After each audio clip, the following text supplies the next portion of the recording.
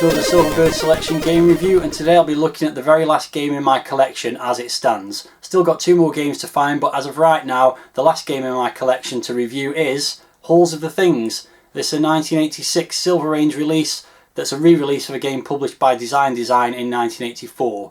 This is a very rare game to find, one of the rarest. Obviously there's 2 more that are even more rare and hard to find, and it's also quite expensive generally. My copy cost me £9. So let's venture into the Halls of the Things and see what awaits us. So let's begin, as we always do, by looking at the packaging. As you can see, typical Silver Range packaging. Very nice artwork on this, kind of fantasy artwork with a knight or a warrior of some kind at the bottom there of some stairs, and there's some kind of beast at the top there and a lightning bolt and cool things like that. Strange black blob or circle in the left hand corner there, and it's quite hard to read the text on this, especially when you zoom it out. It kind of blends into the background, but overall that's a very impressive front cover image. It doesn't wrap around though, which is quite unusual. So on the spine we've just got a black spine with the Halls of the Things written on it, and on the back also just all black with 2 screenshots, and as you can see, some kind of overhead view maze game by the looks of it. And it says, "In the halls of the 7 rings lurk the blood-curdling things. Enter at your own risk." Moving inside then, it's the usual stuff. We've got the list of Silver Range games, we've got the mail order info, so let's move on to the instructions, and you can see Halls of the Things, copyright Design. The game: to find 7 rings held in the top 7 levels of the tower, then to find the key hidden in the bottom or dungeon level and escape with it. So very simple overview for the game there. Definitely a kind of Lord of the Rings kind of vibe going on there. I think we've got some loading instructions as well, obviously, and then lots of gameplay instructions, which I'm not going to go into too much detail about. There's a load of keyboard controls which we'll get onto when the game loads. But in terms of the gameplay, it says the tower has 7 floors and 1 dungeon. Treasure and magic potions lie scattered around the mazes. The treasure may be collected and stored outside the maze to gain extra points if your task is completed. Every potion collected adds to your magic level. Things move around each level and will attack you on sight. And you're armed with a bunch of weapons, which again we'll get into when we load the game, so I won't dwell on those too much. So pretty comprehensive instructions. Generally some nice packaging overall, I would say. Okay then, here we have the title screen for the game, which you can see is very bland indeed. It's some plain white text on a black background. Halls of the Things, copyright Design Software, and that's the name of all the programmers there: Neil Mottershead, Simon Brattle, Martin Horsley and Graham Stafford. And then we have a few options, and it does also record a high score, currently 100 by Teela. Presumably that's Teela, who was He-Man's friend in the Master of the Universe cartoon.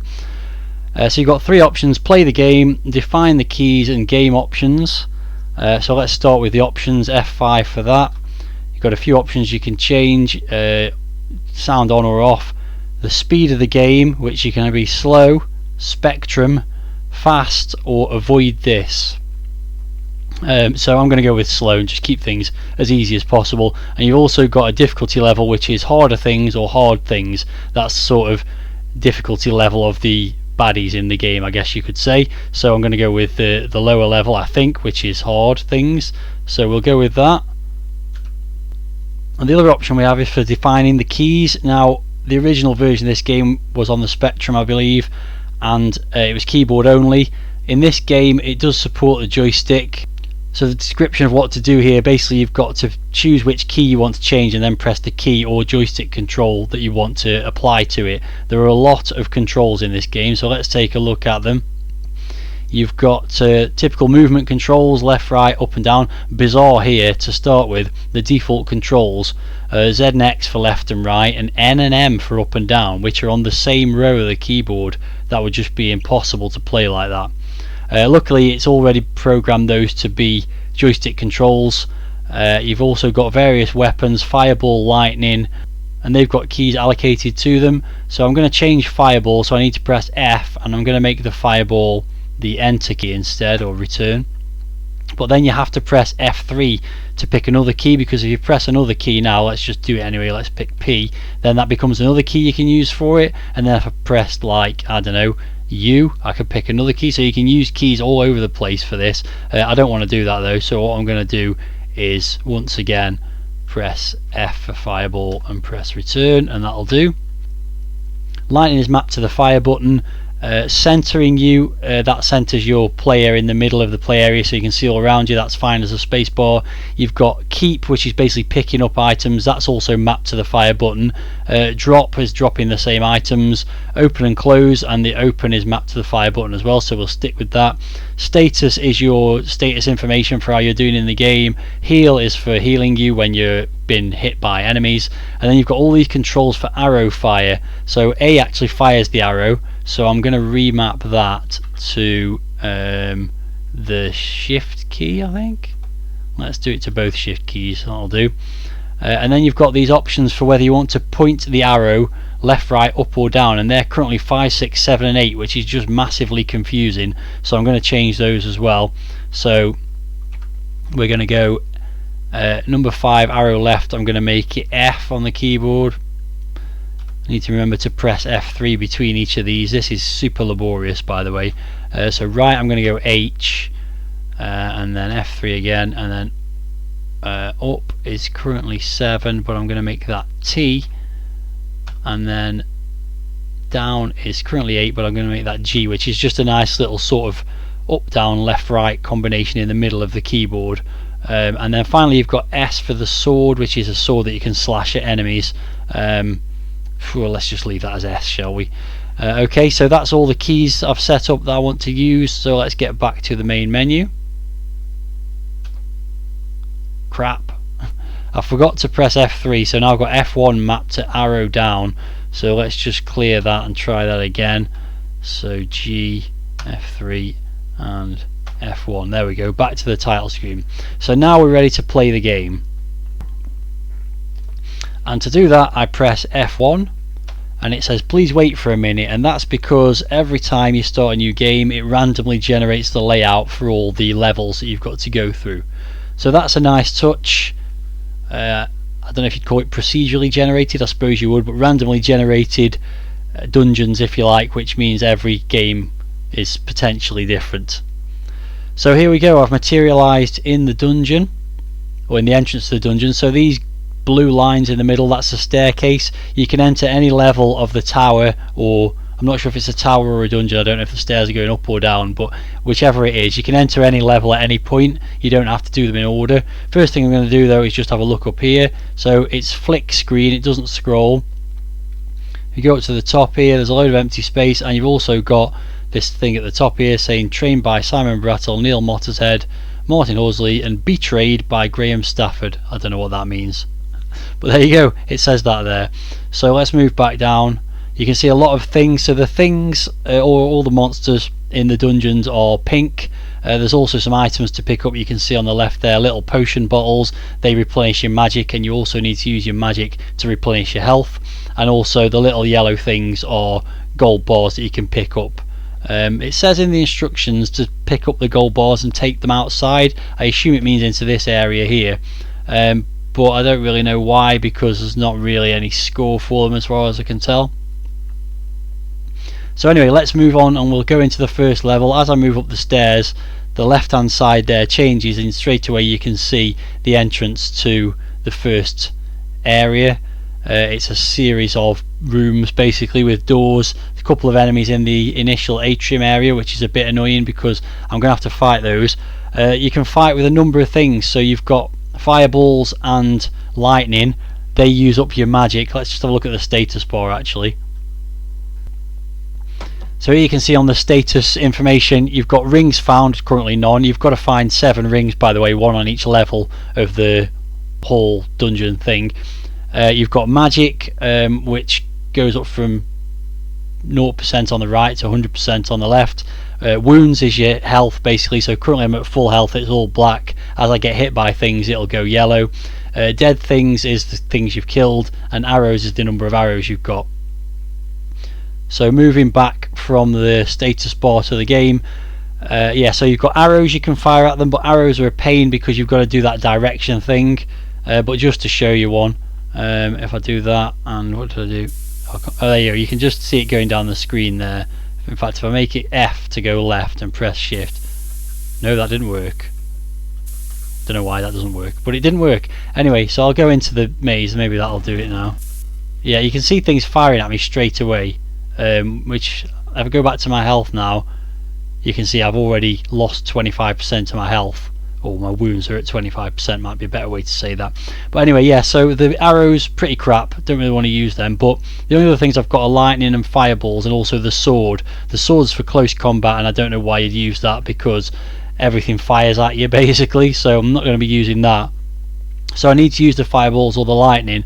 Now the fireballs, kind of, you fire them and they just bounce around randomly. Sorry, no, the lightning does that, and the fireballs are more sort of homing, if you like, but the fireballs use up more magic power. So I'm just going to walk into this room and try and shoot this thing. So you can see the lightning bolts bouncing around, and there you go, it's killed a thing. So there you go, it's now a pool of blood on the bottom right hand corner of the maze. Let's see if we can get this one as well. You can see the lightning bolts bounce backwards and forwards and eventually dissipate, and I'm getting shot a lot. By the way, your fireballs, if they hit you, they damage you, so you have to be careful in that respect as well. This one just will not die. Oh, so let's quickly go out of the room again, because I want to show you what that's done to my health now. You can see it's pretty much halfway up, so I'm just going to press H to heal.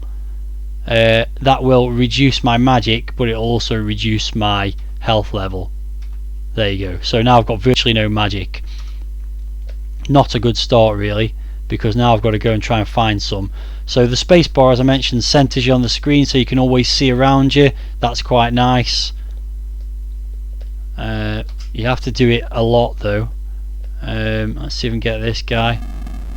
See, they just don't die, these things. You shoot them 2 or 3 times and it just doesn't kill them. I'm amazed there we go, it's finally killed it.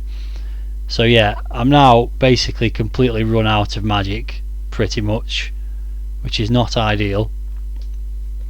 So let's see if I can find some magic to stock up on. There's some, and there's some gold as well. So if we go back to the status again, my magic's gone up a little bit. There wasn't much in that potion bottle.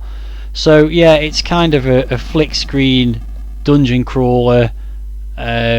Explore the corridors and rooms and try and find a ring and then move on to the next level.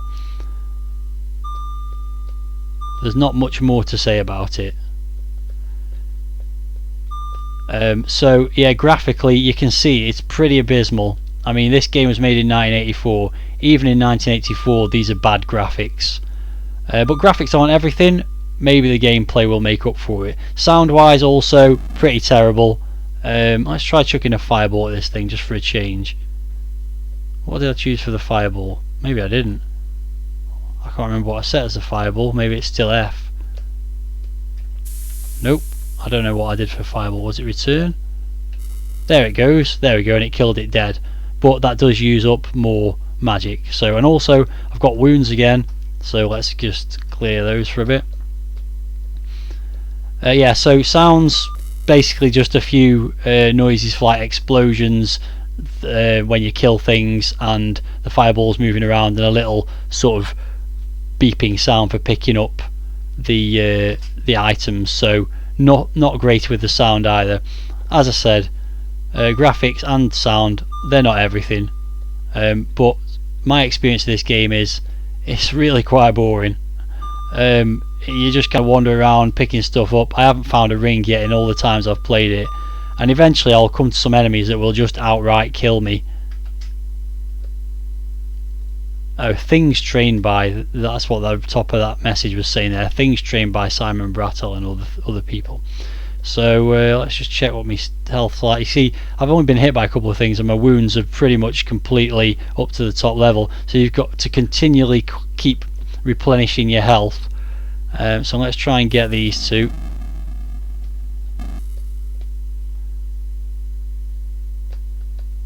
You just don't seem to be able to kill stuff. I've got no... oh dearie me, I've got no magic left now to shoot things at this, so I'm going to have to use the arrows. So I've now got to use a combination of the joystick and the keyboard and try and fire the arrows at these things. I don't know what's going on now. Oh, there you go, I killed one of them. Well, that's good. Is there another one? Yeah, there's at least a couple of them down here. This is going to be the end of the game for me, I'm sure. Go on. No, I got him as well. Oh, no, I pressed D to drop. Okay. Well, that didn't go too badly. Let's see what my health's like though. Whoa, really close to being killed. And I've got no magic to replenish my health with either now, so I'm pretty stuck. There's a bit of magic there, so let's just... There we go. One more encounter with some things and I'm dead, basically. So, yeah, there's one of them down here. Let's see if I can get him. Oh, what's happened here? Oh, I think I got him. Lucky first shot. No, I'm stuck. Oh, can I get back out there? No, I'm stuck in a dead end here. So, yeah, I mean, there were much better RPG style games than this. This is only an RPG light anyway, because there's nothing like leveling up or that kind of thing. You know, there's nothing to buy or sell. There's no obvious quests to be put on. It's just this one quest, so it's very much a light RPG. And when you think that a game like Gauntlet was available at this point in time, maybe not in '84 when it was originally released, but when it was released in this packaging by Firebird in '86, Gauntlet was available on home computers. So there we go, that's another one dead. The arrow's actually quite good. The problem with the arrows is you have to keep changing which way you're firing them. If the arrow was your main weapon, it'd be a lot easier really, wouldn't it, because I could just point in the direction I want to fire the arrow. But no, I've got to keep pressing buttons on the keyboard to decide which way I want to fire the damn thing.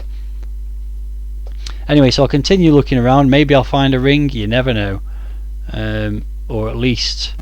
No, so basically what happened there was a thing materialised from behind the treasure, which I couldn't see, and killed me. And that's it. That's game over. So, what can I say? I could try again. Do I want to? Not really. Actually, I will though, because let's have a look at some of the other levels and see how they differ. So all that effort and I just got 22 points for killing 11 monsters. Found no rings. There doesn't seem to be any points, as I mentioned, related to collecting the treasure either. So yeah, it's a really just boring game, to be honest.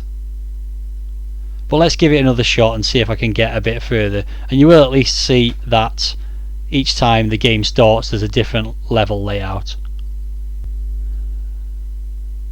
So here I am again, and that's the first stage, the first level. Well, let's just try and kill this thing. There we go, that's dead. But oh my god, there's fireballs bouncing around all over the place. Get out of the way. That's the first encounter in the very first room of the very first floor, and it's wasted almost 50% of my health. That is just completely unfair. How can you make progress? As I say, there's no leveling up, so you don't get better health or anything like that. There's no levels of the creatures. They all just try and kill you at the same sort of level. So anyway, I'm just going to nip in here. Let's see if we can just find some magic. There's a little bit there. May as well pick that up, and also pick up that gold, and let's have this one as well. You can close the doors as well, by the way, by pressing C.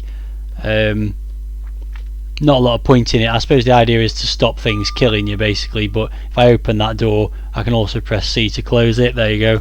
That was exciting, wasn't it? So you can see the layout's a bit different to the first time.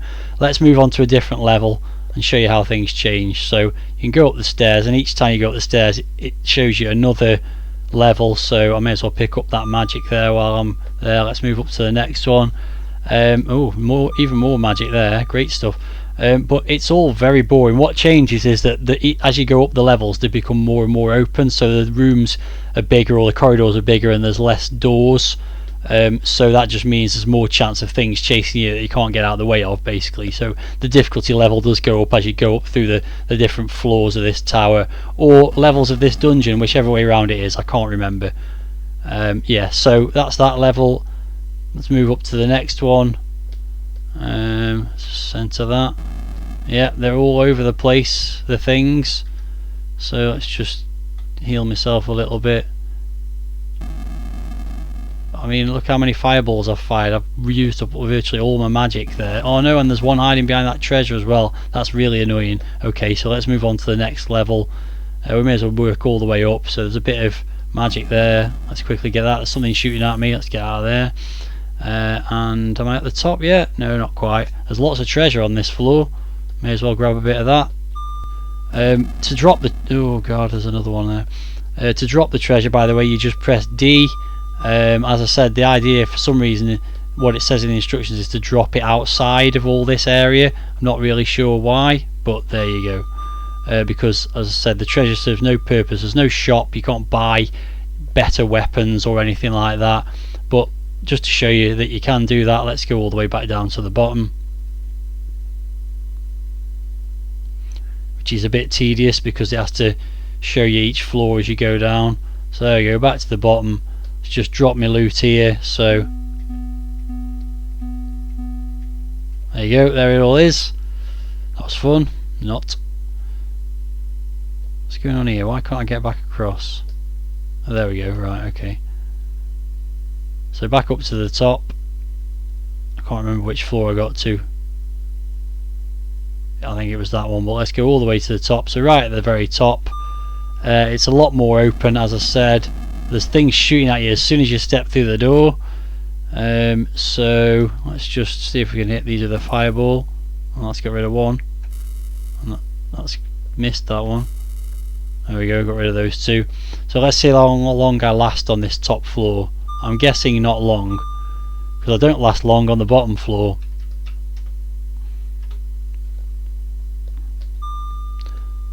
Treasures to be collected and all that kind of stuff again, but I mean, it's really quite dull.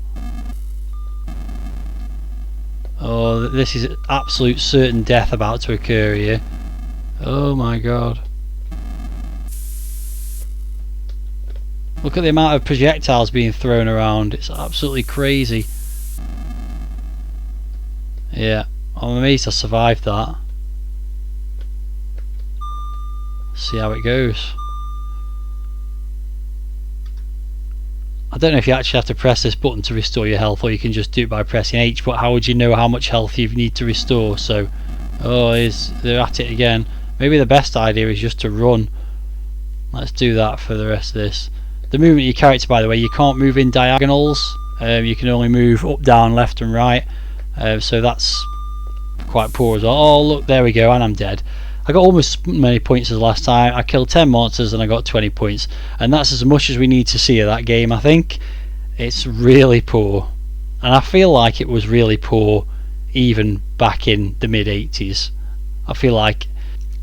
well, I'll tell you what I feel like now, because I'm going to do the review scores. So firstly, the packaging, I think it's got really nice fancy artwork on the front. It's a bit strange that the spine and the back cover are just plain black, whereas usually you'd get a nice wraparound image on these Silver Range games. But the instructions are pretty comprehensive inside. Definitely better packaging than the original release of the game, which is really poor if you've seen it. In fact, I'll put it up on the screen now just to see how poor it was. So yeah, definitely an improvement on the packaging. I'm going to give it an 8 out of 10. Presentation in game is very bland. It's just white text on a black background, but you do get a high score. Not that you'll ever reach that high score based on how hard the game is. You'll get various game options and you can define the keys, so reasonably good in terms of the presentation and user friendliness, I suppose, even though it's really boring looking. I'm going to give it a 5 out of 10. Moving on to the graphics, well, they're functional at best, aren't they? You've got a little stick man running around shooting tiny little projectiles at tiny little pink things that move around. There's no animation to speak of. The colours are pretty bland. It doesn't even change the colour of the walls of the environments as you move from one level to another, which would have been a quite easy thing to do to distinguish between them. So yeah, graphics really poor, even by 1984 standards. I'm going to give them a 3 out of 10, and that might be generous. And then we're moving on to the sound. Again, very basic, just spot effects, but they're pretty nicely done. They sound pretty good, even though they're very few and far between and not particularly exciting. But I'm going to give the sound a 4. Now, as I said, graphics and sound don't make a game, although in this case they're certainly not helping. So let's move on to the playability, and I have to say I'm really quite disappointed with this because it got quite good reviews back in the day. I thought it was going to be a reasonably good kind of dungeon crawler with, you know, the usual sort of RPG elements, but it's got virtually none of those. It is basically a poor man's Gauntlet. It's run round, shoot things, collect treasure, collect potions. that's pretty much it. Eventually you'll find a ring if you persevere long enough, but the real problem with it is I think it could be quite playable were it not for the difficulty level, which is just ridiculous. I mean, you could get killed on this literally the first room you go into. It's not like the enemies start off quite easy to kill and then get harder as you go along, as far as I can tell. Like, the enemies are hard to kill right from the start. If they just moved around slowly and you could kill them with the sword to begin with — I never even tried using the sword, by the way — I think you get that sort of progression from one level to the next of it getting more difficult. But it is difficult right from the beginning, right from the first room you walk into potentially. So that difficulty level really brings the playability down. It's boring to look at, it's quite boring to play as well. It's literally just run around a maze trying to pick up objects and avoid getting killed. So yeah, it's just poor across the board really. I'm going to give it a playability score of 3, and that gives it a total score of 4.4. And I think you can probably guess that I don't think it would have been worth $1.99 back in the day, let alone the original retail price, which I guess was something like $7.99, and I actually had to pay £9 for this game, and I feel sad having had to do that. But there you go, that's what you do when you're trying to complete a collection. You have to pay the price. So there we go, that was Halls of the Things, and that's currently the last game I own from the Silverbird range. So what happens next? Well, you'll just have to wait and see, won't you? But there are some irons in the fire regarding the last 2 games in this collection, so stay tuned for that. If you've got any thoughts about this game and my opinion of it, then let me know in the video comments, and I'll be back with another game review. Well, who knows? Until then, bye for now.